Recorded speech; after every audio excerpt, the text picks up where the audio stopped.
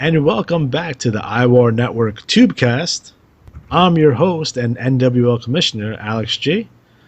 Along with me, as always, IWAR Commissioner Matt Riley. So, Matt, have you pissed anyone off lately? Well, what day of the week is it? Yep. Remember, when all else fails, my nefarious plans for the IWA are never in doubt, as I have no doubt shown by the structure of the IWAR. Literally, Matt, I don't know how many times you've stuck a gun to my head. Listen, don't make me send those thugs to your house again. Yeah, unreal. You play this way or I'll break your thumbs. I just want to send in a wrestler and name him Massimo #1. You won't do that or I'll break your thumbs. Yep. Now drink this Kool-Aid. It's grape and it's delicious, by the way. That's right. What flavor? It's tasty flavor. You can drink it. So on tonight's episode, we're going to get some advanced strategy tips from the man himself. So, Matt, tell me about these tips that you have for us. Well, a lot of players have been asking for more advanced talk when it comes to strategies. And I think that what we have to figure is that, the first episode where we did one and talked about strategy planning was that we were just kind of going a very ballpark, high-level view, which is fine because when you first start, trying to tell people, just don't pick holds below 25 points in value. Just don't do it. It's like the first thing I tell people all the time. Comes to the setup holds, and for the holds for the last 5, don't pick any holds worth less than 42 points. You'll be in a safe ballpark-ish that way. And don't repeat your strategies as well, unless you play in the UWL and win regional championships by doing that. Oops. Oh, don't give away the secret identity of UWL players. Oh, wait. I'm a new player. I don't know what the UWL is. Perhaps you could tell them. The UWL, or the Unknown Wrestling League, is basically a league where all the wrestlers are masked. So it's like a Survivor-type league where the league champion eliminates another wrestler on the roster. Now, if you play in URL, I would suggest eliminating the wrestler with the most amount of stars because they're probably your better players. But be careful because a lot of these players have more than one wrestler in the league. And it happened to me 2 years ago where I eliminated someone, and they went back and eliminated me right afterwards because it was one of their players. So again, it's a lot of strategy involved in picking who you're going to eliminate. I don't think anyone purposely tank holds in that league, but you try to get not noticed as much as possible. Stay off the radar so you don't get eliminated. So when it comes down to the very last cycle, you give a good shot to win the UWL League Championship and winning the whole thing. Now, what happens when a wrestler gets eliminated? What happens to those wins and losses? The losses get dropped. The wins goes to your current wrestler along with your stars as well. Oh, there you go. So again, it's a good way to kind of inflate your win-loss records and make sure that you're in the top 5 so you can compete for that league championship every cycle. There you go. So there's the UWL, folks. Yes. So strategy talk, we have, of course, the how to win in the IWA sheet, which we put in the IWAR. And I put it in there again because people kept asking for it. And I think it's probably might become a permanent staple until we figure out the whole process and we the long-awaited revamp on the NWL welcome sheet, which we still got to do. Yes. On the to-do list because it's a vital cog to any player learning the game. And then in the how to win sheet, we talk about basic things. And Chris Capps put that together for us pretty much. I kind of just picked the font. But the idea is that you get a basic understanding of how the holds kind of flow in the game. So some of the terms you hear in the game when it comes to more advanced talk is things like PPF, or perfect point flow, or flowing your strat. So for example, if you have Luther Alexander and I have Aliatari in the IWL, if we flow our strats, we're kind of trying to win the tag titles by sacrificing here and there for the good of the team. Right. To give you an idea, to be the IWA champion, usually you need to have a 501 strategy. That means 501 points because you picked all the holds that are worth the most points and did not hit any of the holds that dropped 25 or less, or in the back 5, which gets me all the time, holds that drop below 43. If you're trying to really win this game and just win in your league, you have to kind of pay attention to a couple of factors. First factor is what your own federation does with drops. So tracking your federation drops is important. It's not the end of the world, though, because you got to realize that that's just your federation. There are 6 federations in the IWA. So there's iron, steel, gold, diamond, bronze, and jade. If you're in jade, each cycle, to give you an idea, those first 5 federations that they play out, it is rare, extremely rare, that the IWA will repeat a drop. So when I say a drop, I mean, okay, like for example, in gold this past cycle, 25s came from hold number 5 and number 59. They were worth 28 and 26 points, which means it was a 28-26 drop. Get familiar with that idea that the drop was a 28-26 or a 28-27, 29-28. Those pairings are how you kind of figure out what hold will drop 25. Once you realize a good way to kind of figure where the holds are going to go, you can try to avoid the ones that drop to 25. One of the things you need to do if you really want to try to expand your play and be better as a wrestler in this game is to know what the other federations did. Now in gold, you have iron and steel that play before us, so we see what the drops were. So for example, this current cycle, summer of 2016, iron was a 28-27 drop, steel was a 29-27 drop, and gold was a 28-26. Now, one of the other players, Commissioner Ross in the IWL, has an extensive, I think it goes back 70 cycles, spreadsheet, because he's a madman. He is insane. We love him.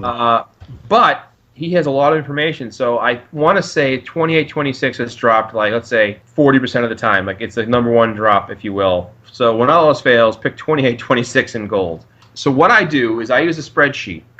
I use Excel. I know there's other options out there. But what I do is I figure out first what were the holds that just happened. So looking at gold that just happened, the 30s came from 25 and 32. So if you're playing at home and you have a IWA bulletin, 25 is drop kick, flying drop kick, which is one of those never drop holds. It's always good, like 90. 32 is giant swing. So that's another popular one. Now, those were 30. Now, 30s will never usually drop below 4 points. What you're looking at is 30 is a safe one to pick, as are 25s. So you kind of go, okay, the 2 holds that were 25, which were 5 and 59, which just tanked on you, so they just hurt you, are now most likely going to go up. So you're in a safe position to pick those 2 holds and put them. So you have 4 holds out of your 10 that you can go with. So once you've figured out your 4 top holds, your 30s and your 25s, you put those aside. Now, when we say advanced strategy talk, you have to think about where the hold's going to go. So the 30s, right? 25 was 30. Well, you know it's a super strong hold. It's likely going to go to either 29 or 28. 32 is likely to drop. So what you want to do is start building a chart and figuring out what each federation does. Because the more you know other federation drops, the better you can predict your drops. So, for example, Jade's coming up in 7 days or so, not even. What you want to think about is what are the drops so far. So the drops right now this month, in iron 28-27, in steel 29-27, in gold 28-26, and in diamond 27-26. Bronze hasn't played yet. This is currently Thursday, or actually Friday morning, 1:30. We're night owls, and bronze will play Tuesday. So once you get bronze and you see what those 5 drops were, you can essentially count on those drops to not. So if you go to Jade, I'll look at my Jade right here. I look at my Jade and I say, okay, going off what we know has already dropped, I can eliminate the combinations as follows. These are the combinations in general. 29-28, 29-27, 29-26, the 28s, 28-27, 28-26, 27s, 27-26, and 26s, even though they're rare, every now and then the 26s drop and it's like, oh, crap.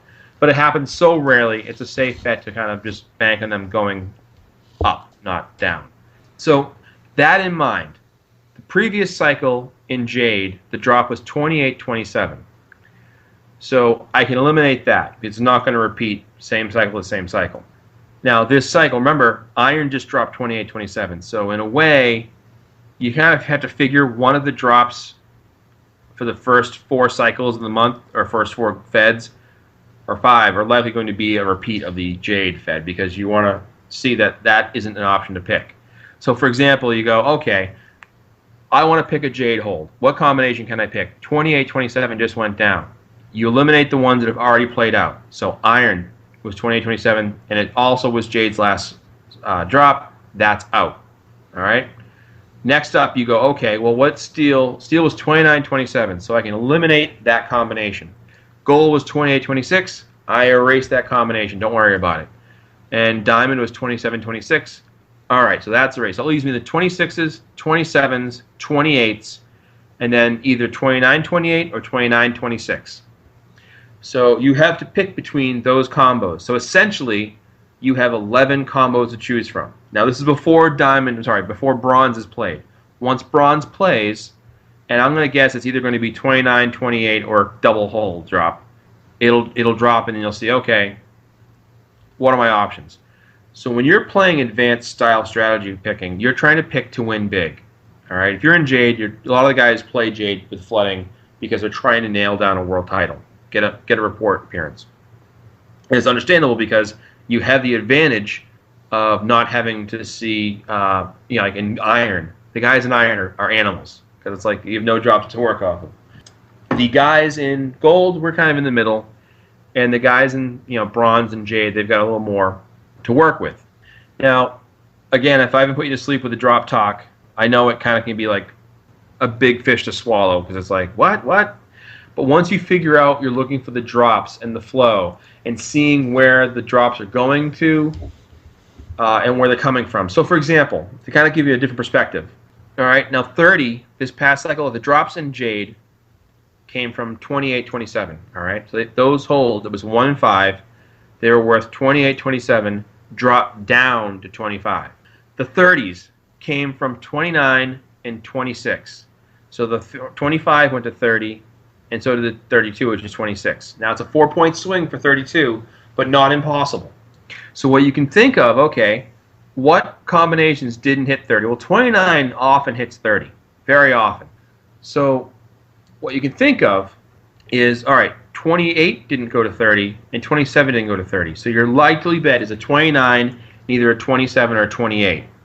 So when you're stacking your holds and you're picking your first set of holds, you want to have your 30s, 1, 2, your 29s, 3, 4, and so forth. All right? So your hold value is the highest at the top. And it's really up to you to figure that out. Now, it can be a big thing to tackle here. And what I'm probably going to do is, Alex, is I'll send you some actual screenshots of my stuff so you can kind of work it in. Okay. I think if you see the actual stuff I use, I really don't give a shit. You want to use what I use, that's fine. If you don't, that's fine. Everyone has their own way of putting things together. In my opinion, if every NWL player was capturing a world title every cycle, I'd be thrilled. It's awesome when we see guys like Big Blank, number 1, pull a 501. When Rowdy Resteghini wins a world title, the IWA title. When Crimson Grim wins a Gold Federation out of the NWL. It really is. It's a big deal for us. Yeah, it's fun. So we appreciate when you guys do well. We're rooting for you. So what you want to think of here is taking that same kind of approach with the 30s in a sense of, okay, the 30s came from 29 and 26. All right. So that's where we kind of know. We kind of have a rough idea. It might be 28 or 27 is the other 30. All right. So if I'm looking at that and I'm playing in my head saying, okay, so I'm going to have a 29 and either let's see. Now here's where you play the game of what do you think the drops are going to be? Well, the drops are just 28, 27. So there's a good chance, it's not going to be a repeat of that. So I see right now the 28s are 7 and 48. Well, 7's dropped twice since the beginning of the year, and 48's dropped twice. But 48 dropped more recently. And what they do sometimes is they'll have hiccups, like the hold number 1 in Jade is dropped 4 times in the span of this year. So that's an unhealthy hold. Yeah, for real. But still, it has had 28s and 29s and 27s. So it's not totally powerless, but essentially you're telling yourself, okay, if it's 25, I'm picking it, and if it's something else, I'm dropping it. So, when we go into picking it, there's a couple ways you can do it. You can sit there and say, okay, what do I think this hold is going to be next? Do I think 29 is going to go to 30? Well, 29s were 44 and 27. Now, what you do here is kind of planning your holds out, is you go, okay, let's look at what holds haven't dropped yet. 29 and 28 and 29 and 26. So the problem you have here is if you think one of the 29s is going to drop, all right, so let's say it's going to be a 29-28 or a 29-26 drop, you're saying to yourself here either 27 or 44 are going to drop. And what's likely, and this happens a lot, is one hold hits 30 and one hold tanks to 25. And that's where you're like, because I know in the NWL, the LWL, I make it a habit with Atari to hit the wrong mix all the time. It's a Rob Deere swing for the fences mentality, but I figure, what the hell, right? It's only the hardest league in the game. Well, I would say when it comes to teamwork, when you're doing your tag team strats, your six-man strats, you want to think about not repeating holds side by side. So, for instance, if we use Luther Alexander and Ali Atari as examples, we won't set it up so they both have hold number 25 in the one spot. You can have one with one spot, and like let's say Luther has the 25 in the one spot, Atari has in the two spot. And what you do is you stagger it. So what happens is with tag teams, if you're not aware in the game version here, they compare the holds of tag teams side by side. So you have the hold number 1 for Atari Luther. Whatever hold has more value is the hold for our tag team. If we're fighting Shotgun, James Carnage, and Koenig has a 27 and Carnage has a 28, they get 28 points. What happens, just in case you're wondering, if you double up a hold, so let's say you used 25 twice. What the IWA does, and this might be different now, but what it used to do for a long time was if you used, let's say, 25, in this case, they would bump you to 26 for your second one. Now I'm looking at the June. In this case, let's say I used 25 twice, so 26, I don't have it in front of me, but the 26 valued hold, like for example, I'm looking at Steel in my hands, the Man Up League. Sorry, Jake. The 26 value hold of Flying Elbow Drop was worth 1 point. So if you repeated 25, they give your second hold the next hold up, which is 26. That got you 1 point. So you can see where doubling a hold can really kill you. Now, where it might not kill you is if you make a mistake like in gold, where you have 44, 45, 48. So if you used 44 twice and didn't use 45, you'd bump up to the next hold. So it just, you need to be aware of that. That's a simple mistake. We all make it at some point. When it comes to the bottom 5 holds, same idea. One of the easy tag team things you can do, if you know one of the 43s is going to jump up to 45, if your wrestlers at number 11 or number 12 or whatever, pair them up side by side so they both are the same 43s, but head to head. So one of those 43s is likely going to be a 45, and you hit 45 for your tag team. So you're sacrificing as a singles competitor to advance as a tag team competitor. And it can be tricky, don't get me wrong, but if you follow some simple steps, then you'll do well. 6-man is a little more complicated in the sense of you get more holds to work with. But when it comes to the bottom 5, you'll often see holds go 45 goes to both 45s go to 44, 43. One of the 44s and one of the 43s go to 45. 41s and 42s, generally one of them will jump to 44 or 43. So you kind of have to feel around. You have to roll the dice. And I found the game the last year or so has become more unpredictable when it comes to the back end. You might be able to guess. I've guessed very well with the drops in gold the last 6 months or so. I've been doing pretty well with that, guessing with the drops. But I've totally bombed the back 5. And that's part of the play, is playing the odds. So I think, and again, we always tell people, if you have any questions, feel free to ask us. What I'll do is I'll send some screenshots to you, Alex, so you can kind of see what I'm talking about, and maybe doing the video, you can show them the screen so you can see it. And I'm happy to share, what I put together. Like I said, I think it's a team effort. I like to see you guys win. We're always talking about, hey, one of our guys won, yay. And I mean our guys, the NWL crew, because it's, to me, I would just say this. Make sure your expectations are tempered. The tougher the league you go into, the harder it is to win. But in a reality point, this isn't so much about me versus you. In the other way, it's really kind of like golf, where it's like you're competing against the holes. Right. So if you hit 501 but you only took on one scrub or one regional, you might have a shot at a IWA-wide title. Now, I mentioned perfect point flow, and what that means is that your holds from top to bottom are perfectly ranked scoring-wise. Now, so for example, like 30-30, 29-29, 28-28, 27-27, 26-26, 45-45, 44-44, 43. Now, you might say, that sounds like a lot of work. And it can be. But what happens when two wrestlers both have 501s, the IWA puts them side by side, they remove the hold at 15, and then they redo the math. So if your weakest hold is at 15, you remain fully, maxed out point-wise. If you have a 45 at 15 and your opponent does not, they will win. So you have to make sure you strategically place your holds in the right spots. Senior Lucha won the title, the IWA title for me. It was like, holy crap, it took forever to do it. And it wasn't a perfect point flow. So it does happen sometimes where you kind of have the right mix, but you do want to make sure that you also diversify your strategy. I see this all the time from new players where they pick a set of holds and they go with that one set of holds for all their guys. And either their guys all do well, like the Disciples of Doom in the BRL, I've noticed this a lot. They'll all do really well, or they'll all get destroyed. You might notice, like with my crew in some leagues, like the BRL, one of my guys a cycle kind of does pretty well because I spread out my strategies in the BRL, mostly because the BRL credit prize is what I'm shooting for, and I want to just get a shot at the title. As luck would have in the CWL this month, I had a really good month with my Von Schnaps, and they all have a title. So it was like, all right, great, tag team, 6-man, league, they have regionals. Barry Stevens is not, because I still diversified.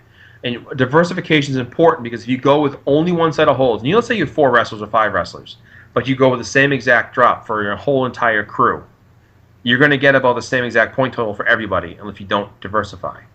And that's just shooting yourself in the foot. Either you're going to have all titles or nothing. Diversify and challenge champions. Don't be shy. Challenge the regional champions. Challenge the TV champion if a shot. If you're in the top 5 contenders, take on the league champion. That's a big one. Yeah, and also, get involved. Enter the Battle Royal. That's a biggie because you can luck your way into a title belt that way. I did it in the IWL this month with Steve Chambers. He had a 492. He got a regional belt because in the Battle Royal he finished like second or third runner-up. That was good enough. So, that $1 you spend, or in the BRL, 50 cents you spend for a Battle Royal entry can get you on the title page. Yeah, definitely. One of the things that I do is, do I inflate my wrestlers' wins by facing a lot of scrubs? Yes. But the reason I do that is to keep me in the top 5. So I like to have all my wrestlers in the top 5. So if I do hit a 501 with a perfect point flow, I'm not wasting it just on a regional championship. I'll get the league and then a good opportunity getting the world heavyweight championship. I would hate to waste a 501 on being Atlantic champion. You know what I mean? Well, I had that happen with the Arabian Dream Aliatari in the LWL 2 cycles ago, where I hit 501, but he wasn't ranked high enough to beat the league champion. And it's one of those things where it's kind of a double-edged sword. On the one hand, you say, well, I wasn't ranked high enough. I didn't have enough wins and losses to be ranked in the top 5. But I had enough wins to be ranked in the top 10, so I challenged for the TV title. So while I didn't win the league title, I did win the U.S. title, which is a good runner-up prize, Absolutely, absolutely. So, again, I'm always saying temper this, like have fun with the game, really, play how you want, but, if you want to win big, and that's, I think all of us want to win, that's part of our reason we're playing, is set yourself up a reasonable goal. Set yourself a goal, for example, if you have a new wrestler, if you're a new player in the NWL, and you're listening to this, set yourself a goal of trying to win 3 regional belts within 6 months, and then a TV title after that, and then a league title. Now, you don't have to feel like, oh man, I won nothing, it's a total loss. Learn from it and diversify. We see a lot of players come in, in the NWL we have turnover in the sense like, players pop in, and like sometimes you have like 10 new players, and then you'll see 3 stay around. And that's why we do these Tubecasts, is to kind of coach you on how to like pick holds a little more effectively, because I think some helps better than none. But another thing you can do, and I always encourage this, is ask other players. A lot of the veterans are very happy to help you. Extremely. figuring the holds out, how the process worked. I talked to Brandon Bailey. I talked to Jim Gabbard. Players that really kind of talk to me about the holds and figuring the flow. And you go through cycles. You'll go through, I say this not as a pun, but like Jamie Davis with the Mr. Magnificent, Jamie Montgomery, was on a spree where I think it was 11 cycles, he had 5 league titles in the LWL, which is like unheard of. He just was on a tear. A couple years ago when I had Lucha, he was on a tear. He was winning things left and right. You'll go through hot streaks. Ride them while you can, but just know that if you come down, I had a 501 with Atari 2 cycles ago. He followed it with a 488. So, up and down. Remember, have fun with the game, and again, ask for help from others. Veterans are usually very happy to help you. We're happy to help you. Ask around. Go on the message boards. Go on Facebook. Join our pages. Like our pages. Tweet us, however you want to do it. Subscribe to the Tubecast. And leave messages. We're happy to help you. So don't be afraid of asking for help, because it's one of those things. Like, remember those posters that used to be around where you'd stare at them and you'd see an image? Yeah. All right. That is essentially how to pick holds in IWA. You're staring at the holds, and you look at this like these drops, and hopefully you can have the image to use for this, and it looks like a big puzzle. Like, why is there yellow? I don't get this at all. And then, bang, it clicks, and then you're like, okay, now I get it. And some players are really, really good at it. Like Andy Koenig is amazing at it. He just knocks out high strats all the time. He'd probably tell you he doesn't, but I think he does, because it seems like he's always winning. He's always beating me.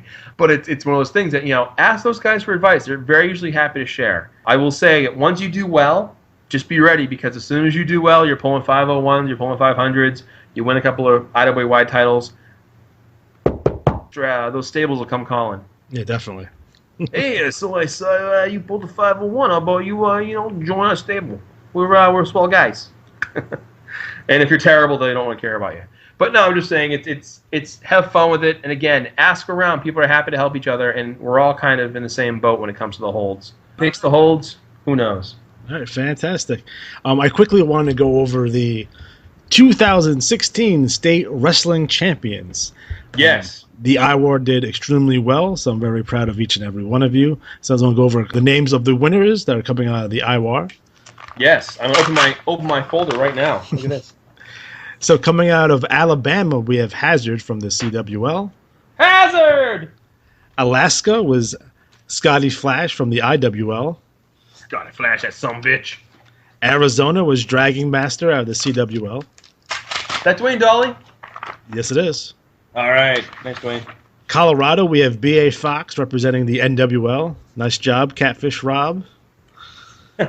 Connecticut, we have Chief Bold Gray Fox representing the BRL. Delaware, we have B.A. Fox again. Florida, we have Alex Johnson from the CWL. Georgia, we have Punk Rock Mike from the BRL. Hawaii, we have Agent 26 out of the BRL. Idaho, we have Scotty Flash out of the IWL. Kentucky, we have Mike Mason coming out of the CWL. Maryland, we have the Great Equalizer Marlon Briggs representing the IWL. Yeah. Massachusetts, we have Furious Dragon out of the CWL. Michigan, we have B.A. Fox out of the NWL. Mississippi, we have Furious Dragon. Missouri, we have Alex Johnson. Nebraska, we have Agent 26. Nevada, we have Alpha Male XD out of the NWL. Yay. New Hampshire, we have Marlon Briggs. New Jersey, we have Marlon Briggs. New Mexico, we have Jane the Vixen Red out of the BRL. New York, we have Punk Rock Mike. North Carolina, we have Big Bad Red Fox out of the BRL. North Dakota, we have Agent 26. Ohio, we have Elijah the Mountain Man out of the BRL. Oh my God. Oregon, we have Crazy Carl out of the IWL. Pennsylvania, we have Furious Dragon. Rhode Island, we have Jane Red. South Carolina, we have Jane Red. Texas, we have Jane Red. Virginia, we have Achilles Leos out of the IWL. Wyoming, and rounded up, we have Wyoming with the Dragon Master. I will say at this point, I'm really psyched. I just didn't notice actually how many of these guys did do well. I think it was 31 out of 50. Yeah, that's awesome. That's an 80s clap right there. Congratulations, guys. But I will say this too, though. Some of our alumni as well. Booty McGee out of the PKL. Yes. Good to see an IWAR alum doing well. And Luther Alexander's longtime tag team partner, part of the Big Booty Express. That's You know what? I would like to see the Big Booty Express reunite. They used to go on a bus tour like the Lex Express, looking for big booties around the country. Yes. I would also like to recognize one Arsenal, the XWL. Arsenal, who was Senior Lucha's first big feud in 2012 in the Bloodbath League. And Arsenal, you're always welcome to come back with your gigantic Skeletor artwork. He used to post like his trash talk and he'd cut a promo, but he'd always put a picture of like this hooded Skeletor type guy. Nice. Wow, that's pretty damn cool. Look at all those. Yeah, all right. It's a ton. It's a lot. So, again, congratulations. And we even had some UWL wrestlers win the state championship. So, congratulations to Match Wrestler 94. There was another one where it's 50. Number Washington. 50. So, congratulations, you guys, for winning the state championships for 2016. Look out for more contests that are IWA wide, and also look out for our contests coming up. I know we have the Johnny B Cup coming up real soon, and we already started the Ladder Battle Royal, correct? Yes, actually, I know who won the Ladder Battle Royal. Should we reveal it? Might as well do it now. All right, let me pull it up here. I just had to verify because I think the rules were the top two guys split the money. Okay. And so we'll give an unofficial result. Yeah, unofficial. Unofficial. As soon as my PowerPoint gets awake here. But it was just so you know, the rules were it was the strategy value total over 2 cycles. So if you had a 490, 500, you had a 990. So that was how we did that. So our top finisher in each league, so you can kind of see who finished, and I'll write this up for the next issue here. We had number 2 in the BRL, who pulled a 496 and a 500. You know, it was funny, the first cycle, Mirrors had a 500 and a 491, so he had a 991. Then we had Phantom Striker in the IWL with a 492 and a 497. And the NWL Neo Dragon with a 991, 494, 497. And in the CWL Black Predator. So I won't give away totally who's winning, whatever, but one of those 4 men will actually earn the title shot, and the top 2 split the money. Nice. So I believe there were, I want to say there was 27 entries total. All right. So that was $2 per entry, so it's $27 in IWA credit each. I'll do the final math, but this is unofficial results. And then, of course, you mentioned the Johnny B Cup. Just so you're aware, the IWA was still getting entries in as of the last deadline, so we basically used this last cycle as the deadline. But if you can get me an email, let me know. I'm going to be doing the brackets this weekend for each league, and right now we're sitting at about, I think, 19 BRL, 13 IWL, 12 NWL, and 5 CWL. So depending where you, I'll ask you later. But I'm going to try to break it up in a way that makes it easiest way to do it, because I'd like to do it by league, but of course it makes it hard to do when you only have X amount of wrestlers. So right. We'll see. All right, fantastic. So we are officially out of time. Oh. I'll catch you on the next IWAR.